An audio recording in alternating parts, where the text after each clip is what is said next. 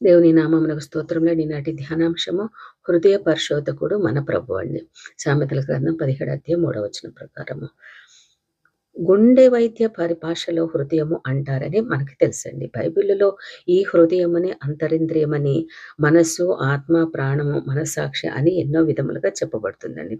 ఈ గుండె గుబ్బడంతా, ఎవరి గుండె వారి పిడికడంతా పరిమాణం ఉంటుందని శాస్త్రజ్ఞులు చెప్తుంటారండి. అంత చిన్న గుండెలో అనంత కోటి ఆలోచనలు, శత సహస్రాల అనుభవములు. గుండె ఆగితే మనకి ఇంకేమీ ఉండదండి. హృదయ ఆలోచనలు మనిషిని వశమని సామెతల గ్రంథం 16 అధ్యాయం 1 బైబిల్ సెలవిస్తుందండి. ఆ ఆలోచనలో అనేక సార్లు చెడు వైపు పయనించి అనేక రహస్య రోగములు హృదయమునకు కలిగిస్తాయండి. పాపపు రోగములన్నిటికీ చికిత్స చేయగలిగ మహా హృద్రోగ నిపుణుడు మన దేవుడైన యెహోవా అండి. ఆయనే హృదయ పరిశోధకుడు కూడా. ఇలాగా సెలవిస్తున్నాడు. ఆయన హృదయం అన్నిటికంటే మహా మోసకరమైనదని, అది ఘోరమైన వ్యాధి గలదని, దానిని గ్రహింపగలవాడెవడు? యెహోవాను నేను హృదయమును పరిశోధించువాడను, అంతరింద్రియములను పరీక్షించువాడనని ఇర్మీయా గ్రంథం 17 అధ్యాయం 9-10 మనము గమనించగలమండి. ఆయన మన హృదయాన్ని ఛేదించి, పరిశీలించి, పరీక్షించి, పరిశోధించగా ఎన్నెన్ని అపవిత్ర రోగాలు కనబడతాయో ఒకసారి మనం గమనించగలిగితే, మనిషిని హృదయములో నుండి దురాలోచనలు, జారత్వము, అసూయ, దొంగతనము, నరహత్య, వ్యభిచారము, లోపము, చెడుతనము, కృత్రిమము, కామ వికారము, మత్సరము, అహంభావము, దేవదూషణ, అవివేకము, కఠినత్వం మొదలగునవన్నీ గూడు కట్టుకొని ఆ మనిషి మీద దాడి చేస్తాయట. మార్కు సువార్త 7 అధ్యాయం 21 ప్రకారం. ఇట్టి భయంకర వ్యాధులు గల హృదయాన్ని మరింత మనము వాక్యములో గమనించగలిగితే, వ్యాధిగ్రస్త హృదయము మార్కు సువార్త 7 అధ్యాయం 21-22 ప్రకారం ఈ వ్యాధులన్నింటిపైన మనము చెప్పుకున్నాం కదండి. పైన ఉన్నాయన్నీ కూడా వాటిని స్వస్థపరచువాడు యెహోవాయే.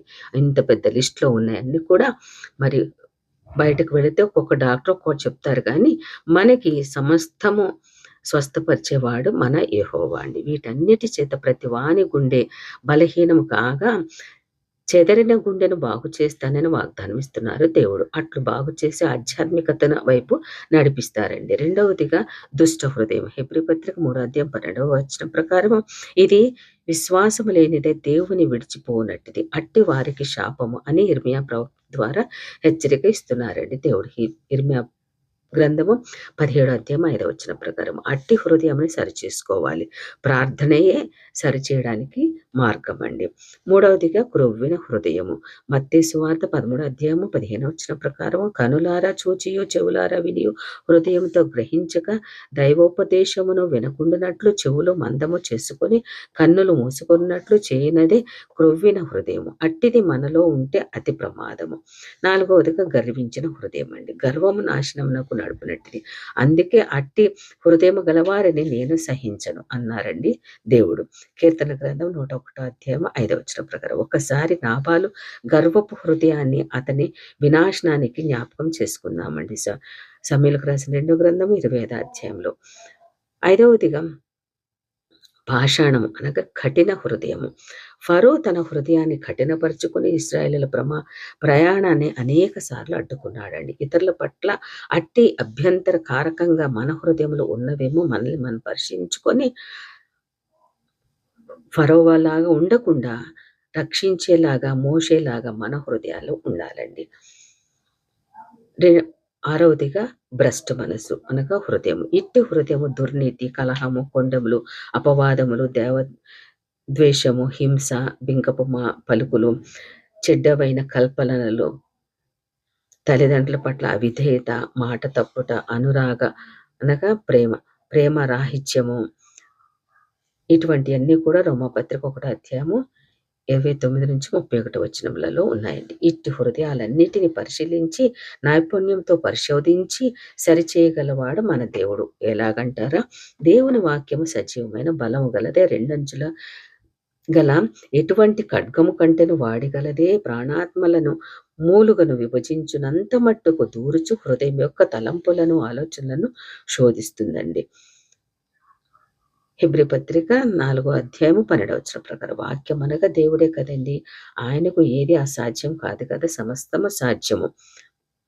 అట్టి హృదయ పరిశోధకుడైన దేవుడు మనకు అభయం ఇచ్చి తన ప్రశస్త రక్తంతో మన హృదయములను కడిగి పవిత్రపరిచి నూతన పరుస్తానంటున్నారు. ఆయన ఇచ్చే నూతన హృదయము ఆయన సేవ కొరకు మార్పు చెందుకోవాలండి మనము. అవి ఆయనకు ఇష్టమైనవి. అవి ఏమనగా కోమలమైన హృదయము. రాతి గుండెను వారిలో నుండి తీసివేసి మాంసపు గుండెనిచ్చి వారికి ఏక మనసు కలుగచేసి వారి యందు నూతన ఆత్మను పుట్టించేదనని యెహెజ్కేలు గ్రంథం 11:19 ప్రకారం అట్టి మెత్తని కోమలమైన హృదయము గలవారు ఆయన కట్టడలను విధులను ఆజ్ఞలను అనుసరించి ఆయన బిడ్డలుగా జీవించవలనని వారికి నూతన హృదయాన్ని ఆత్మను అనుగ్రహిస్తానని ప్రభు వాగ్దానం చేస్తున్నారండి. రెండవదిగా విరిగి నలిగిన హృదయం. కీర్తన గ్రంథం 51:17 ప్రకారం ఆయన దహన బలులను కోరడు, కానీ విరిగి నలిగిన హృదయం మనసే ఆయనకు ఇష్టము. అట్టి మన హృదయములను ఆయన అలక్ష్యము చేయనంటున్నారండి. మూడవదిగా యథార్థ హృదయం. ఎఫెసీ పత్రిక 6:5 ప్రకారము యథార్థ హృదయములు భయంతోనూ వణుకుతోనూ క్రీస్తుకు వలె విధేయత కలిగి ఉంటారండి. దేవుని చేత అంగీకరింపబడతారు ఇటువారు. హిజ్కియా యథార్థ హృదయుడైనందున అతని ప్రార్థన అంగీకరింపబడినది. అట్టి యథార్థ హృదయం కలిగి ఉండడానికి మనము ప్రయాసపడతామండి. దేవుని యొక్క ఆశీర్వాదం పొందుకుందాము. మన హృదయాలను సరిచేసుకుందామండి. నిష్కలంక హృదయము.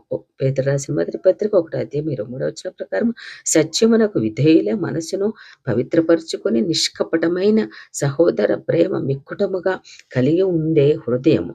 అట్టి హృదయం ఉన్నప్పుడు దేవుడు నా పావురమ నిష్కలంకురాలా ఆలకించుము అని పరమగీతం 5:2 ఆయన పలుకుతున్నారండి అని తన అంతరాంగిక ఆయన ప్రేమను వినిపిస్తున్నారండి. ఇట్టి నిష్కలంక హృదయాలను కలిగి ఉండుటకు ఎంతో ధన్యత కలిగిన ఉండాలండి.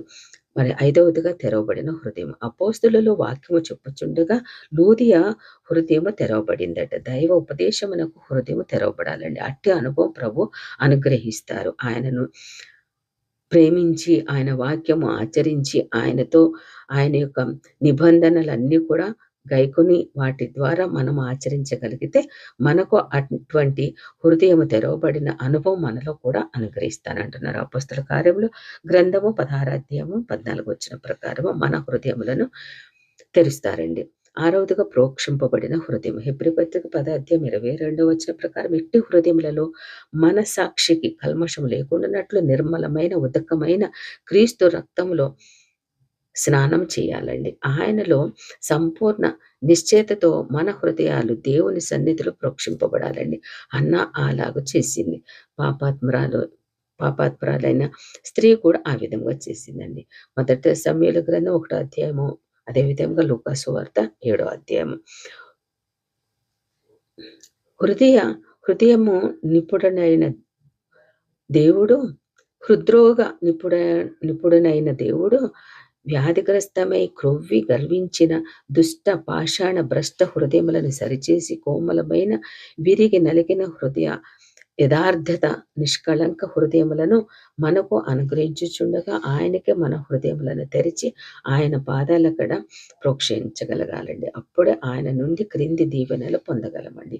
ఆ ఆశీర్వాదం ఎటువనగా ప్రభు మేలుతో మన హృదయములను తృప్తిపరుస్తానని కీర్తన గ్రంథం 103:6 ప్రకారము విశ్రాంతి కలుగు చేస్తానని ఫిలెమోను పత్రిక 20 వాటిని పడనీయుడి. యోహాను సువార్త 14:4 ప్రకారం విశ్వాసుల హృదయాలలో జీవజల ఊటలు ప్రవహింపచేస్తానని యెహెజ్కేలు గ్రంథము 7:38 ప్రకారం నిర్లక్ష్యము చేయడు హృదయాన్ని శోధించి నీతిని బట్టి తీర్పు తీరుస్తానంటున్నారు. యెర్మీయా గ్రంథం 11:20 ప్రకారం ఆయనను తెలుసుకొని హృదయాన్ని ఇస్తానంటున్నారండి. ఇర్మీయా గ్రంథము 24:7 ప్రకారం సమ్మతి గల మనసు దయచేస్తానంటున్నారు. కీర్తన గ్రంథము 51:12 ప్రకారం యథార్థ హృదయములకు ఆనందిస్తానంటున్నారండి. కీర్తన గ్రంథం 97 అధ్యాయం 11 వచ్చిన ప్రకారం హృదయములలో జ్ఞానం ఇస్తానంటున్నారు. కీర్తన గ్రంథము 90 అధ్యాయం 12 వచ్చిన ప్రకారం కృపా ఘనత అనుగ్రహిస్తానంటున్నారు. 84 అధ్యాయం 11 వచ్చిన ప్రకారం ఇంతే కాకుండా లెక్కలన్న ఆశీర్వాదములు అనుగ్రహిస్తానంటున్నారండి. అవేమనగా ఇంత గొప్ప దేవుని పట్ల మన హృదయం ఎలా ఉండాలో మనం గమనించగలిగితే నా హృదయం యెహోవాయందు సంతోషించుచున్నదని చెప్పగలగాలండి. అహంకారము లేనిదిగా ఉండాలి. కీర్తన గ్రంథం 131 అధ్యాయం 1 వచ్చిన ప్రకారం దేవునిని దర్శించి ఆనందించే హృదయముగా ఉండాలండి. కీర్తన గ్రంథం 84 అధ్యాయం 2 వచ్చిన ప్రకారం దేవుడు క్రీస్తును మృతులలో నుండి లేపనని విశ్వసించాలండి.